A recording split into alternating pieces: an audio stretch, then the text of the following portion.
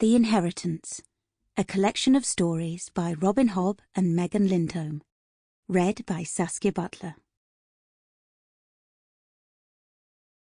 A Touch of Lavender.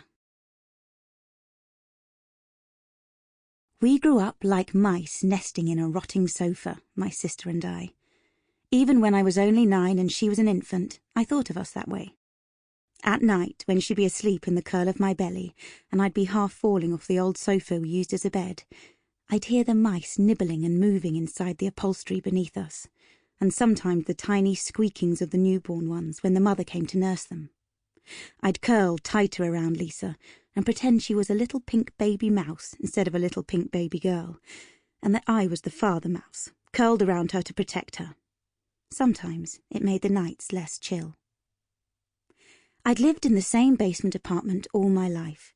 It was always chill, even in summer.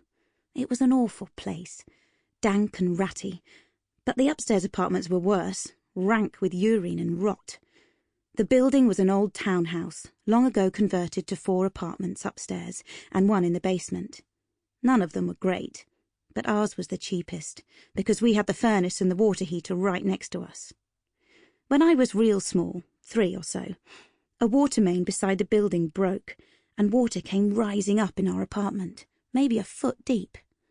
I woke up to my stuff floating beside me, and the old couch sucking up water like a sponge. I yelled for Mum. I heard the splash as she rolled out of bed in the only bedroom, and then her cussing as she waded through the water to pick me up. Her current musician took the whole thing as a big joke, until he saw his sax case floating. Then he grabbed up his stuff and was out of there. I don't remember seeing him after that. My mum and I spent that day sitting on the steps down to our apartment, waiting for the city maintenance crew to fix the pipe. Waiting for the water to go down and then waiting for our landlord.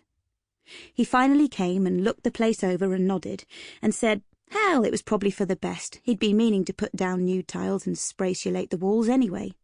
You go ahead and tear out the old stuff, he told my mum. Stack it behind the house and I'll have it hauled away.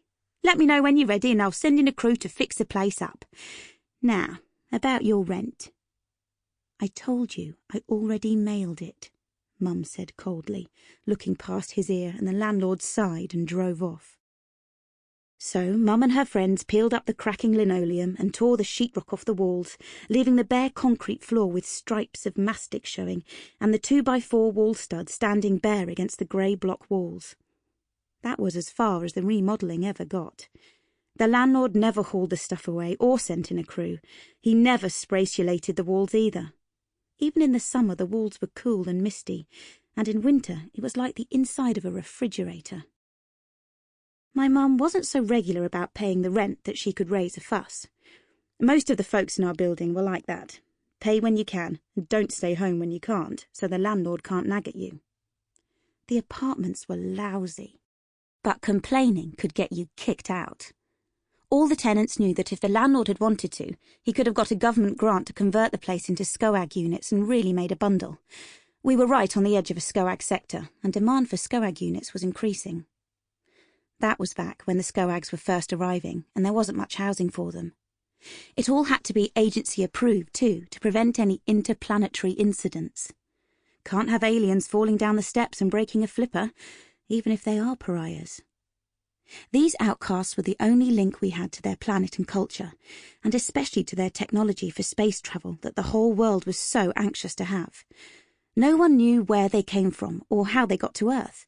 They just started wading out of the seas one day, not all that different from a washed-up Cuban. Just more wet-back aliens, as the joke went. They were very open about being exiles with no means of returning home. They arrived gradually, in groups of 3 and 4, but of the ships that brought them there was never any sign, and the SCOAGs weren't saying anything. That didn't stop any of the big government people from hoping, though. Hoping that if we were real nice to them, they might drop a hint or two about interstellar drives or something. So the SCOAGs got the government-subsidised housing with showers that worked and heat lamps and carpeted floors and spraciolated walls. The Federal Budget Control Bill said that funds could be reapportioned, but the budget could not be increased. So folks like my mum and I took a giant step downwards in the housing arena. But as a little kid, All I understood was that our place was cold. Sample complete. Ready to continue?